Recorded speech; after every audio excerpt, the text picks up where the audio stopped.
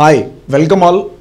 ఈరోజు మనం SSC CGL మరియు సిహెచ్ఎస్ఎల్కి సంబంధించిన 45 డేస్లో ఎలా ప్రిపేర్ కావాలి అనే ఒక ప్రిపరేషన్ ప్లాన్తో మీ ముందుకు రావడం జరిగింది. ఎందుకంటే రీసెంట్గా మనకి ఎస్ఎస్సి సీజీఎల్ నోటిఫికేషన్ రిలీజ్ కావడం జరిగింది. దానికి సుమారుగా మనకి 50 డేస్ టైం ఉంది. అలాగే సిహెచ్ఎస్ఎల్కి మనకి అరౌండ్ 70 డేస్ టైం ఉంది. ఇక్కడ నుంచి మనం కౌంట్ చేసుకుంటే అరౌండ్ 45 to 50 డేస్లో ఎలా ప్రిపేర్ కావాలి అనేది మనం చూద్దాం. ఇప్పుడు సిహెచ్ఎస్ఎల్కి సీజీఎల్కి సేమ్ ప్యాటర్న్ ఉంటుంది, మీకు అందరికీ తెలిసిన విషయమే.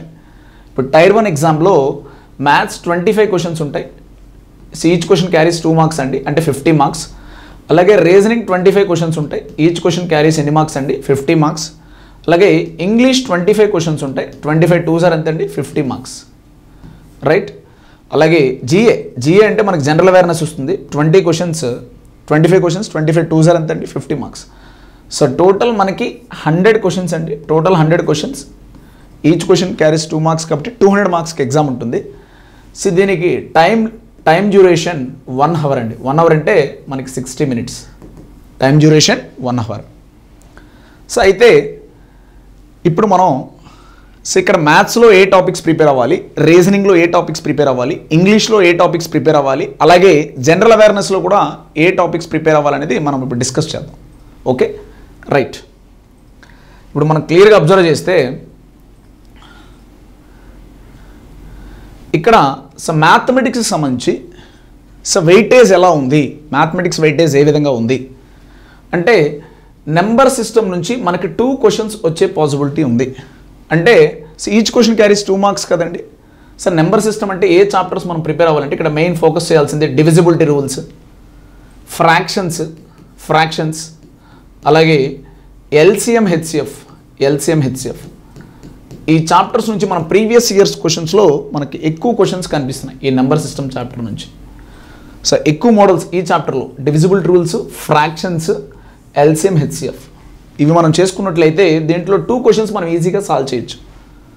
మరి చాలామంది ప్యూర్ మ్యాథ్స్ని నెగ్లెక్ట్ చేస్తూ ఉంటారు. ఓకే, ఎందుకనంటే అర్థమెటిక్ అంటే త్రూ ఆప్షన్స్ ద్వారా కూడా మనం సమ్ సాల్వ్ చేసే అవకాశం ఉంటుంది. కానీ ప్యూర్ మ్యాథ్స్కి అలాంటి సోర్సెస్ చాలా తక్కువ. కానీ ఇక్కడ ఎస్ఎస్సిలో మాత్రం ప్యూర్ మ్యాథ్స్ వెయిటేజ్ చాలా ఎక్కువ ఉంటుంది. సీజీఎల్ కానీ సిహెచ్ఎస్ఎల్ కానీ ఎంటీఎస్ కానీ ప్యూర్ మ్యాథ్స్ మాత్రం కొంచెం బాగా ప్రిపేర్ కావాలి. సార్ ప్యూర్ మ్యాథ్స్ అంటే ఏ టాపిక్స్ ప్రిపేర్ అవ్వాలి సార్? ఇక్కడ ప్యూర్ మ్యాథ్స్ని మనం గమనిస్తే ఈ మూడిట్లో చూడండి సుమారుగా మనకి 12 to 14 క్వశ్చన్స్ వచ్చే ఛాన్స్ ఉంది. ఏ చాప్టర్స్ అంటే అవి ఆల్జీబ్రా, జామెట్రీ, ట్రిగ్నోమెట్రీ. అంటే సుమారుగా ఇక్కడ 12 క్వశ్చన్స్ అండి. 12 to 14, సమ్టైమ్స్ 13 or 14 ఆల్సో. అంటే సుమారు 50% వెయిటేజ్ ఈ 3 చాప్టర్స్కి ఉన్నట్టు. దేనికి? Algebra, geometry, trigonometry. 50% వెయిటేజ్ అంటే సుమారుగా 20 అంటే 12 రెళ్ళు ఎంత అండి, 24 మార్కులు. అంటే 50 మార్కుల్లో 24 మార్కులు అంటే సుమారుగా 50% వెయిటేజ్ ఈ 3 చాప్టర్స్కి ఉంది. సార్ మరి ఆల్జీబ్రా, జామెట్రీ, ట్రిగ్నోమెట్రీ ఎలా ప్రిపేర్ అవ్వాలి సార్? ఏం చేయాలి, ఏం చేస్తే నాకు ఈజీగా స్కోర్ వస్తుంది? సింపుల్ అండి.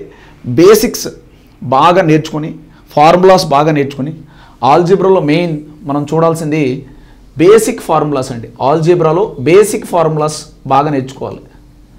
బేసిక్ ఫార్ములాస్ అంటే a+b², a-b², a+b3, a-b3, a+b+c², a+b+c3.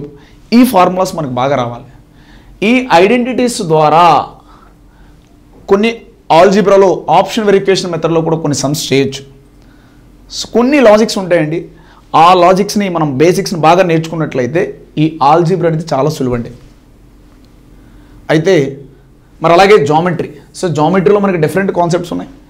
You have lines and angles, polygons. మనకి జామెట్రీలో అబ్జర్వ్ చేస్తే లైన్స్ అండ్ యాంగిల్స్ ఉన్నాయండి, పాలిగన్స్ ఉన్నాయి, ట్రయాంగిల్స్ ఉన్నాయి, కోఆర్డిలేటరల్స్ ఉన్నాయి, అలాగే సర్కిల్స్ ఉన్నాయండి, సర్కిల్స్. ఇవి మనకి జామెట్రీలో ఉండే ఏరియాస్. ఓకే, ఇక్కడ మీరు అబ్జర్వ్ చేస్తే పాలిగన్స్ చాలా చిన్న చాప్టర్ అండి.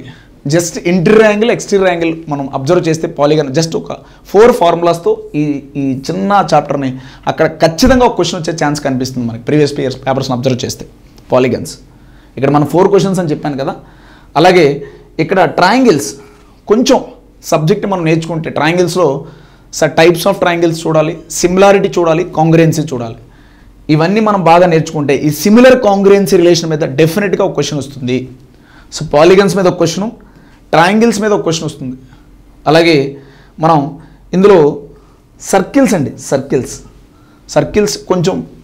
సంబంధించిన కొన్ని ప్రాపర్టీస్ ఉంటాయి.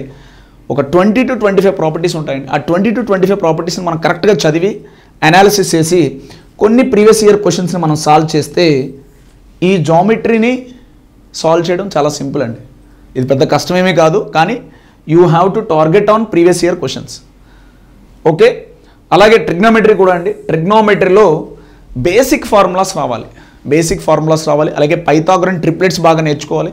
So basic formulas, basic identities, sin square theta plus cos square theta equal to 1, secant square theta minus tan square theta equal to 1, cosecant square theta minus cot square theta equal to 1. ఈ ఎలాంటి identities మనం బాగా నేర్చుకోవాలి. ఈ identities ద్వారా కూడా ఒక question వచ్చే అవకాశం మనకుంది ట్రిగ్నోమెట్రీలో. సో దాంతోపాటు ఓకే, అలాగే పైథాగరన్ ట్రిప్లెట్స్ ఆధారంగా కూడా చాలా వరకు మనం క్వశ్చన్స్ సాల్వ్ చేయొచ్చు. ఇవి కూడా మీరు ఈ ట్రిగ్నోమెట్రీ కూడా బేసిక్స్ని బాగా నేర్చుకొని ప్రీవియస్ ఇయర్ క్వశ్చన్స్ మనం సాల్వ్ చేయాల్సి ఉంటుంది. ఇంకొకటి డేటా ఇంటర్ప్రిటేషన్ అండి. This is the most important weightage chapter. ఇందులో మనకు సుమారుగా 4 క్వశ్చన్స్ వచ్చే అవకాశం కనిపిస్తుంది. అంటే 4 క్వశ్చన్స్ అంటే 4 2s are ఎంతండి, 8 మార్క్స్ అండి. అంటే డేటా ఇంటర్ప్రిటేషన్లో మీరు ప్రిపేర్ అవ్వాల్సింది ఏంటి అంటే టేబుల్ చార్ట్ ఒకటి అండి. జస్ట్ 4 నుంచి 5 చార్ట్లతో మీరు ఈజీగా ఇక్కడ ఒక మినిమం 6 to 8 మార్క్స్ మనం స్కోర్ చేసేయచ్చు. టేబుల్ చార్ట్, అలాగే లైన్ గ్రాఫ్, అలాగే బార్ గ్రాఫ్, పై చార్ట్ అండి. ఈ 4 అంశాలు నేర్చుకుంటే జస్ట్ మీరు ఒక 40 to 50 చార్ట్స్ కానీ మీరు సాల్వ్ చేసినట్లయితే ఈ డేటా ఇంటర్ప్రిటేషన్ చాలా ఈజీ. ఓకే రైట్, ఇది మ్యాథమెటిక్స్కి వెయిటేజ్ ఈ విధంగా ఉంది. నెక్స్ట్ మరి రీజనింగ్ పరంగా చూసుకుంటే సిరీస్ మనకి 2 to 3 క్వశ్చన్స్ వస్తున్నాయి. అనాలజీ సిరీస్ అంటే నెంబర్ సిరీస్ రావచ్చు, లెటర్ సిరీస్ రావచ్చు, ఇవన్నీ సిరీస్ కింద రిలేటెడ్ వస్తాయండి. సో మనకి ఇక్కడ ఒక 2 క్వశ్చన్స్ నెంబర్ సిరీస్ వస్తే ఒక 1 క్వశ్చన్ లెటర్ సిరీస్ వస్తుంది. రీజనింగ్ 100% చాలా ఈజీ సబ్జెక్ట్ అండి. 25కి 25 ఈజీగా తెచ్చుకోవచ్చు. ఓకే, అలాగే అనాలజీ కూడా మనకి 3 to 4 questions. Analogy, number analogy, word analogy, okay, letter analogy, different types of analysis ఉన్నాయి. ఇది కూడా చాలా ఈజీ సబ్జెక్ట్ అండి, ఈజీ చాప్టర్. మనం కొంచెం కాన్సన్ట్రేట్ చేసి కొంచెం ప్రీవియస్ ఇయర్స్ క్వశ్చన్స్ మనం సాల్వ్ చేస్తే ఏ టైప్లో క్వశ్చన్స్ వస్తున్నాయి అనేది మనకు ఐడియా వచ్చేసిందంటే మనం ఈజీగా స్కోర్ చేయొచ్చు ఇక్కడ కూడా. అలాగే classification means odd man out అండి. భిన్న పరీక్ష ఇక్కడ కూడా మనకి 2 to 3 క్వశ్చన్స్ వచ్చే అవకాశం ఉంది. డిక్షనరీ ఆర్డర్ అండి, కొన్నిసార్లు రావచ్చు రాకపోవచ్చు అండి. సో ఒక క్వశ్చన్ వస్తుంది, చాలా ఈజీ అండి, ఇది చాలా ఈజీ. కోడింగ్ డీకోడింగ్, చిన్న లాజిక్స్ని మనం ఐడెంటిఫై చేసుకోగలిగితే కోడింగ్ డీకోడింగ్ చాలా ఈజీ. ఇక్కడ కూడా 1 to 2 క్వశ్చన్స్ వచ్చే అవకాశం ఉంది. అలాగే మనకు బ్లడ్ రిలేషన్స్ కూడా 2 క్వశ్చన్స్ వచ్చే అవకాశం కనిపిస్తుంది.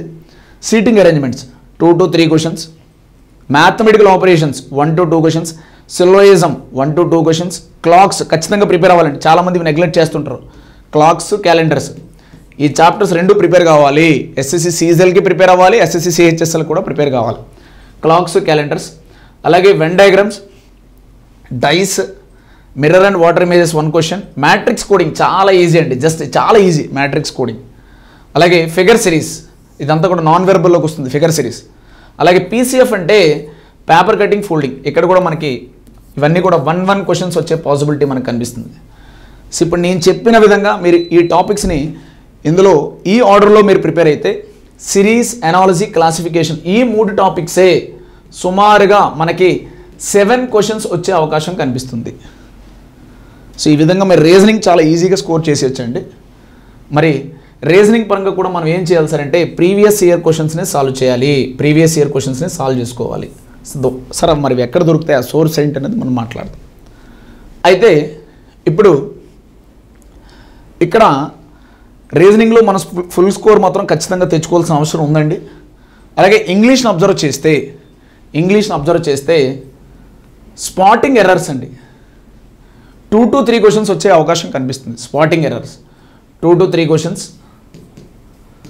అలాగే filling the blanks 3 to 5 questions. అలాగే సినోనిమ్స్ అండి, synonyms, antonyms, wrongly spelled, idioms and phrases, one word substitutions, ఇదంతా కూడా వొకాబులరీ పార్ట్లోకి వెళ్ళిపోతుంది. ఓకే, అంటే ఇక్కడ వొకాబులరీ కూడా 3, 5, 7 సుమారుగా 10 క్వశ్చన్స్ వరకు మనకి ఇక్కడ వొకాబులరీ సెక్షన్లోనే క్వశ్చన్స్ వచ్చే అవకాశం ఉంది. అంటే వొకాబులరీ చాలా ఫోకస్డ్గా కాన్సన్ట్రేట్ చేయాలి. ఓకే, మరి వొకాబులరీ ఇంప్రూవ్ అవ్వాలంటే ఏంటి సార్ సిచ్యువేషన్?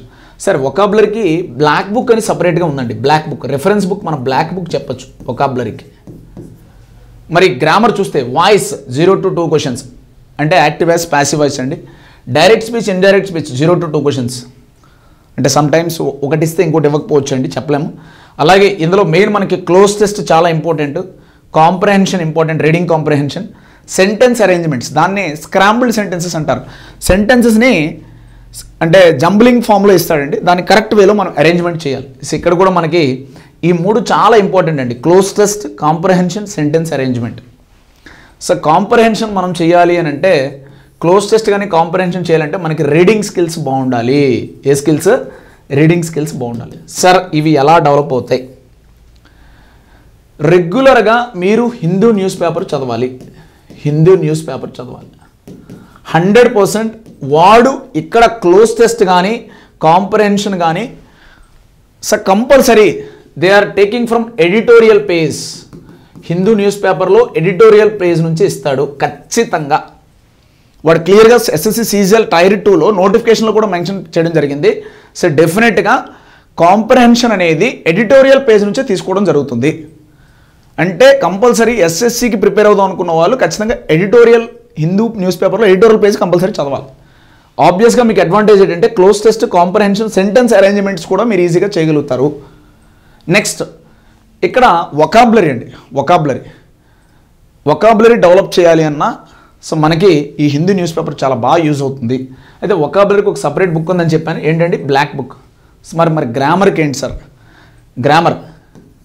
గ్రామర్ నేర్చుకోవడానికి ఏమైనా రెఫరెన్స్ బుక్ ఉందా అంటే రన్ అండ్ మార్టిన్ అండి, ఇది ఎస్ చాంద్ పబ్లికేషన్స్ అండి, ఇది మీరు ఫాలో అవ్వచ్చు. ఇది బాగానే ఉంటుందండి. ఎస్ఎస్సికి సంబంధించిన గ్రామర్కి ఇది మీరు ఫాలో కావచ్చు. అది మన వొకాబులరీకి అయితే బ్లాక్ బుక్ అండి. Okay right. ఈ విధంగా మనం ఇంగ్లీష్ని ఇక్కడ కూడా మనం previous year questions compulsory solve చేయాలి. ప్రీవియస్ ఇయర్ క్వశ్చన్స్ సాల్వ్ చేయకుండా మనం ముందుకు వెళ్ళకూడదు. సో మనకు క్వశ్చన్ పేపర్ యొక్క ప్యాటర్న్ తెలియాలి అని అంటే. నెక్స్ట్ అలాగే హిస్టరీ, ఇది జనరల్ అవేర్నెస్లో history 4 to 5 questions, geography 2 to 3 questions, economy 2 to 3 questions, general science 4 to 5 questions, static GK 4 to 5 questions, current affairs 4 to 5 questions అండి. అంటే మీరు క్లియర్గా అబ్జర్వ్ చేస్తే స్టాటిక్ జీకే, కరెంట్ అఫైర్స్ నుంచే మనకి 10 క్వశ్చన్స్ వచ్చే అవకాశం కనిపిస్తుంది. అంటే ఆల్మోస్ట్ ఆల్ చాలా ఇంపార్టెంట్ వెయిటేజ్ ఉన్న area static GK, current affairs. Okay, ఇవి కూడా మనం చాలా జాగ్రత్తగా చూసుకోవాలి. అలాగే హిస్టరీ కూడా మనకి 4 to 5 క్వశ్చన్స్ వచ్చే అవకాశం కనిపిస్తుంది. మరి అలాగే ఇక్కడ 2 to 3 క్వశ్చన్స్ జోగ్రఫీ, ఈ కొంత మనకు జీకేలో కూడా కవర్ అవచ్చండి ఇవి. అలాగే ఎకానమీ కూడా మనకి 2 to 3 క్వశ్చన్స్ వస్తున్నాయి.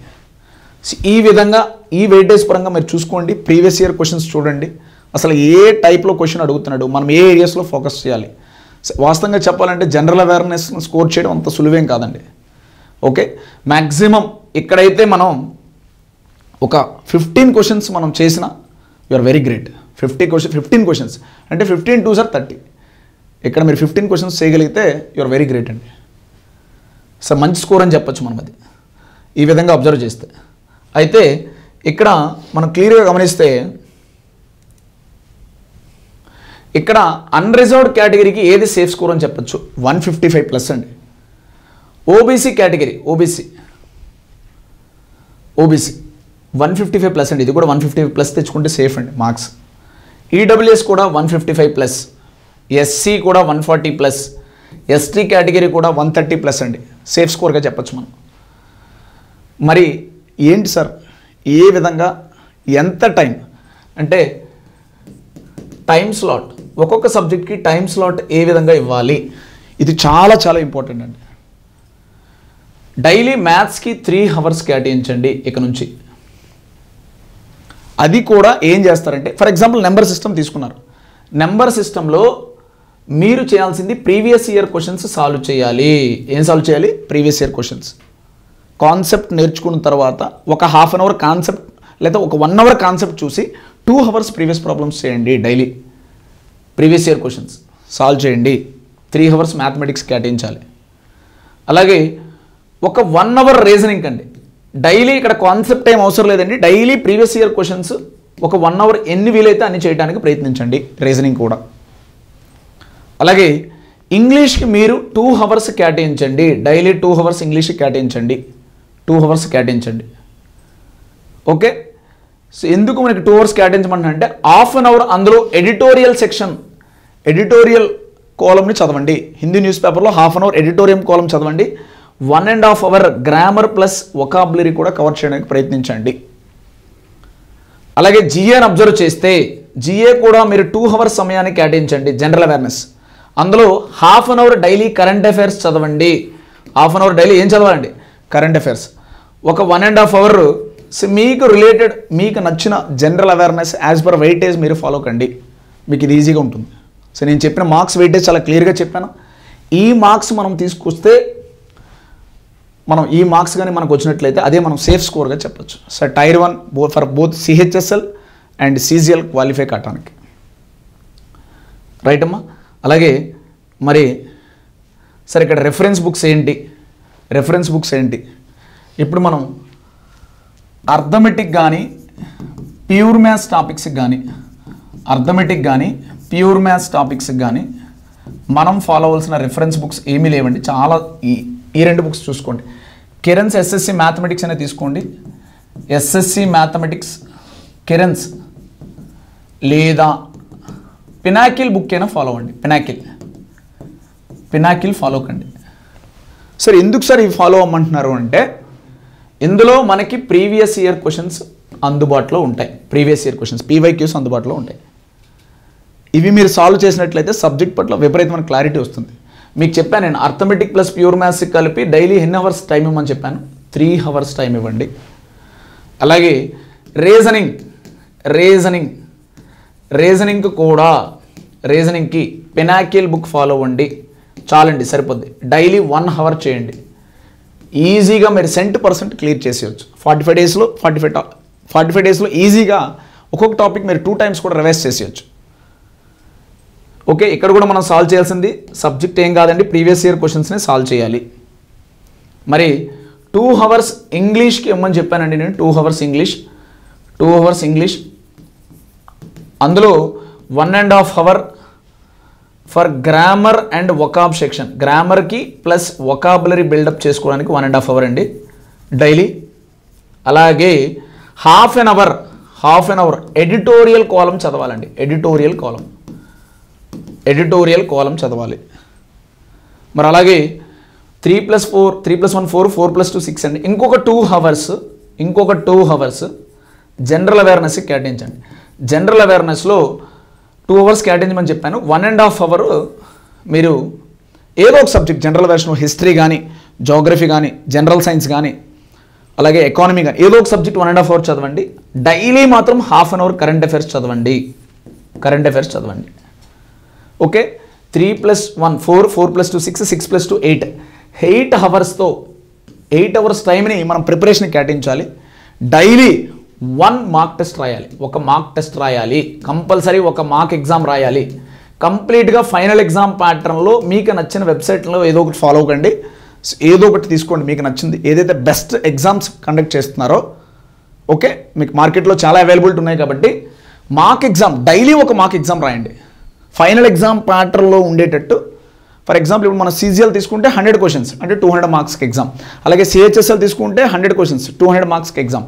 ఫైనల్ ఎగ్జామ్ ప్యాటర్న్లో ఉండేటట్టు డైలీ ఒక మాక్ ఎగ్జామ్ తప్పనిసరిగా రాయాలి. సో అందులో ఎక్కడెక్కడ మనం వీక్గా ఉన్నామో ఆ ఏరియాస్ని మనం పికప్ చేయడానికి ప్రయత్నించాలి. ఇలా ఈ విధంగా ఎవరైతే ప్లాన్ చేస్తారో ఖచ్చితంగా సో నేను చెప్పే స్కోర్కి అయితే డెఫినెట్గా రీచ్ అవుతారండి. So okay, thank you very much.